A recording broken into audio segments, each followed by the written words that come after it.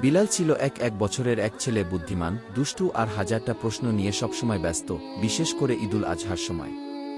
তার পরিবার একটা ছোট্ট শহরে থাকত, যেখানে ঈদ মানেই বড় উৎসব। এবছর ছিল আরও বিশেষ কিছু। বিলালের বাবা কোরবানির জন্য একটা বিশাল বলদ কিনেছিলেন। আর বলদটা সাধারণ না, তার শরীরে একটা হৃদয় আকৃতির দাগ ছিল। বিলাল তার নাম রাখে হিরো। হিরো কেন, ছোট বোন আমরা জিজ্ঞেস করল হাসতে হাসতে। কারণ সে খুব সাহসী একটা কাজ করবে, বিলাল গম্ভীরভাবে বলল।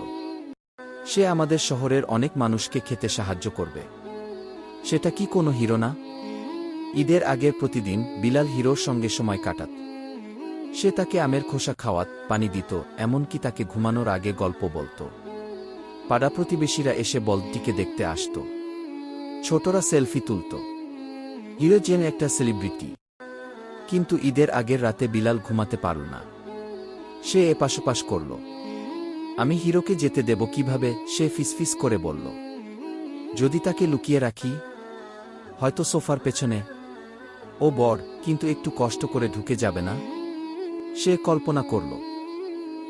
হিরো সানগ্লাস পরে আছে, তার ঘরে লুকিয়ে আছে।